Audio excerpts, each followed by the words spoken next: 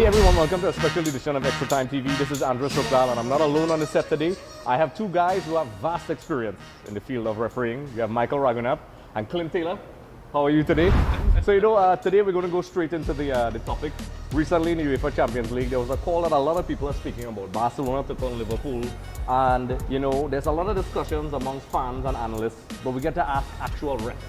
And there was a call that a lot of people are saying that should have been a penalty, that a lot of people are saying, and the first half of the Liverpool game, and Liverpool win the ascendancy. What are your guys' thoughts on that particular incident? Should it have been a penalty or not? You have to understand the referee's point of view. First of all, the referee's positioning, what the referee actually saw, we talking about VAR soon, what the VAR saw, or even the assistant saw. And I don't think that the referee would have considered that it was a deliberate handball and allow it to play. Yeah. So my defense to what the referee saw and what the assistant saw, or what the official saw, is what they would have gone with. Yeah, and oftentimes, when one of the arguments people are making is, and these are not referees but fans, because we often have the luxury of looking at the game without proper analysis, is that in the replay things usually look a lot different in the slow motion replay. But just in this particular incident, since we're speaking about this, Matip, basically the ball came off his leg or thigh and hit his hand. So does that play into decision making? So Andre, this is how we, good afternoon viewers, and thanks for having us here. Of course. It's really a pleasure. But in this call, what we have to look at is that before the handball, the ball actually came off the defender's leg. And this is what the referees are now being trained to do. If there's a touch on any other part of the body before the hand, then that negates the handball. Yeah.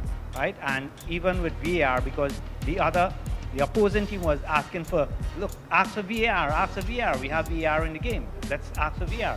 But the VAR would have also told the referee through the communication device that no call, because they would have been seeing it live on the telly, and they would have, in a split second, they can run back and see, and they would have tell him no call, right? And so in that case, the referee was correct. Okay. There was no need to go to VAR because it was a no call. So the final verdict from both of you guys is that it was not worthy of a VAR intervention and not a penalty.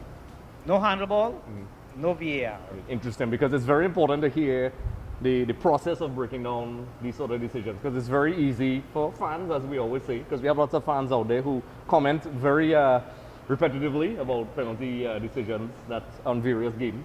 But this shows that there's a process that you have to follow, and oftentimes the mindset required is very different. Especially Andre, now the only place in the law that remains with the word deliberate is on the handball.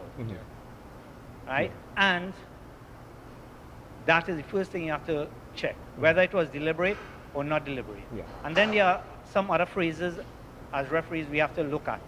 We talk about hand close to the ball, or close to the body, or hands making the body bigger. Yeah. What was it?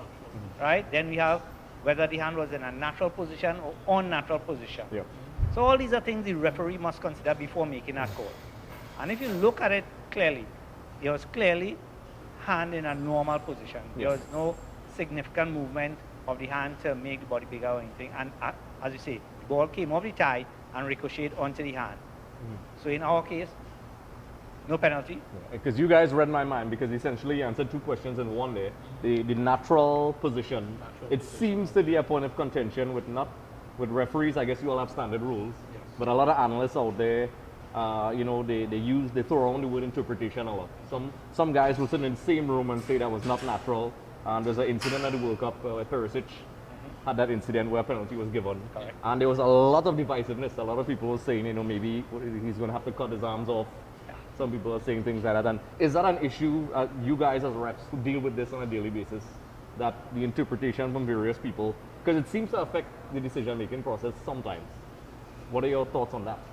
You see, one of the things you have to understand, Andre, is that in every game, 50% of the people want a certain call. Of course. And the other 50 want a certain call. But the referee's responsibility is to make the call and make the right call at all times. Does the referee get it right at all times? No, because they're human. That's why the VAR stepped in to give further assistance. But the referee is guided by the law, the laws of the game that we have here. Yes. It's guided by the law. And when the referee makes a call in accordance to the law of the game, half of the people would not like it. Yeah. Because anytime a ball touches a hand, half of the people will say it's handball, ref. You're supposed to call it. You have to sanction it. And while the other half will be going with what the law says, and it wasn't deliberate. Yep. I didn't see a handball, and therefore the referee's job now is to determine whether or not there was a violation of the law. In this case, the referee made a call, and as we said before, we believe in accordance to all that transpired, the referee determined that it was not sanctionable, and therefore no call was made.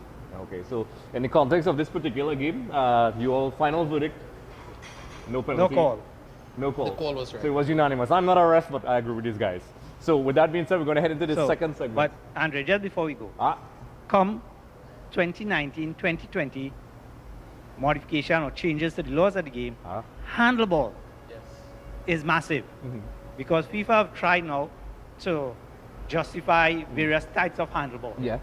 And so we're going to see a lot of changes in that area because you're talking now, once the hand is above the shoulder, it is handball. It doesn't matter. Oh, wow. Whether it's deliberate or not deliberate, once it's above the shoulder. Interesting. So again now, it's another contention. That Right? will cause some confusion Definitely. Then there's, if the ball came off the body, as we say, dent to the hand, so it's going to cause a lot of problems initially, but it's always for the benefit of the game. Yes. Everything that FIFA does and try to change and modify the law, it's always for the benefit of the game. Yeah. And the thing is, these rules, as you're saying, is essentially to improve the overall aspect of the game. So there's less and less room for contentious decisions. And That's it. you'll always have that 1%. There's no such thing as perfection, just like such as the VAR as an example. Correct. Yeah. So what we'll do is when we head into the second segment, we'll go into a little more details with that. But final cut, that was not a penalty. So for all you guys and gals out there who voted in the Twitter poll, it's still there in the description below. Let us know what you think. Do you disagree? Do you have a question for these guys? Send them in. Stay tuned. Andre, Oh my goodness. stop. Sent off on the first episode. That's VAR required. End of the day. Just a reminder, everyone, for more episodes with Shaka Hits Luck, be sure to head over to our YouTube channel. Also, don't forget to subscribe for more updates, interviews, and content.